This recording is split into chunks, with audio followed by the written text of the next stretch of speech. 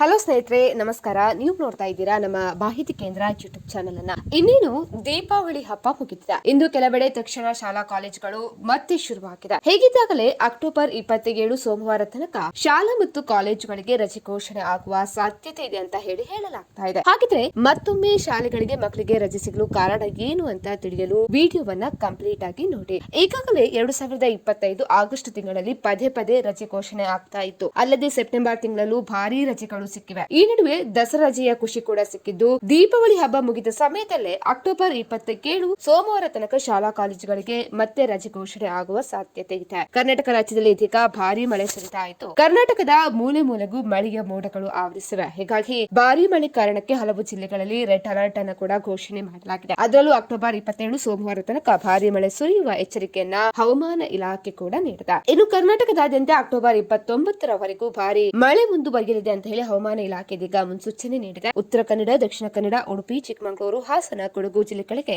Orange alert ಅನ್ನು ಘೋಷಣೆ ಮಾಡಲಾಗಿದೆ. ಇನ್ನು ವಿಜಯನಗರ, ತುಮಕೂರು, ಶಿವಮೊಗ್ಗ, ಮೈಸೂರು, ದಾವಣಗೆರೆ, ಚಿತ್ರದುರ್ಗ, ಬಳ್ಳಾರಿ, ಕೊಪ್ಪಳ, ಹಾವೇರಿ, ಗದಗ, ಧಾರವಾಡ, ಬೆಳಗಾವಿ ಜಿಲ್ಲೆಗಳಿಗೆ ಯೆಲ್ಲೋ ಅಲರ್ಟ್ ಅನ್ನು ಕೂಡ ಘೋಷಣೆ ಮಾಡಲಾಗಿದೆ. ಹೀಗಿದ್ದಾಗ ಸರ್ಕಾರ ಕೂಡ ಪರಿಸ್ಥಿತಿ ಅವಲೋಕನ ಮಾಡುತ್ತಾ ಇದೆ. ಇದೀಗ ಇಂತಹ ಸಮಯದಲ್ಲಿ ಅಕ್ಟೋಬರ್ 27 ಸೋಮವಾರ ತನಕ ಶಾಲಾ ಕಾಲೇಜುಗಳಿಗೆ ಮತ್ತೆ ರಜೆ ಸಿಗುವ ಸಾಧ್ಯತೆ ಇದೆ ಅಂತ ಹೇಳಲಾಗ್ತಾ ಇದೆ. ಅದರ ಬಗ್ಗೆ ಪಕ್ಕಾ ಮಾಹಿತಿ ಹೊರಬೀಳಲು, ಅಧಿಕೃತ ಮಾಹಿತಿ ಪಡೆದುಕೊಳ್ಳಲು ಕೂಡ ನಾವು ಕಾದು ಕುಳಿತುಕೊಳ್ಬೇಕು. ಸೊ ಹಾಗಾಗಿ ಮಳೆಯ ಕಾರಣದಿಂದಾಗಿ ಮಕ್ಕಳಿಗೆ ಮತ್ತೆ ರಜೆ ಸಿಗುವಂತಹ ಸಾಧ್ಯತೆ ಇದೆ. ಸ್ನೇಹಿತರೆ, ಈ ಮಾಹಿತಿ ಇಷ್ಟ ಆದಲ್ಲಿ ವಿಡಿಯೋಗೊಂದು ಲೈಕ್ ಅನ್ನು ಕೊಡಿ. ಅದೇ ರೀತಿ ಮತ್ತಷ್ಟು ಅಪ್ಡೇಟ್ಗಾಗಿ ನಮ್ಮ ಚಾನೆಲ್ ಅನ್ನ ಕೂಡ ನೀವು ಸಬ್ಸ್ಕ್ರೈಬ್ ಮಾಡ್ಕೊಳ್ಳಿ.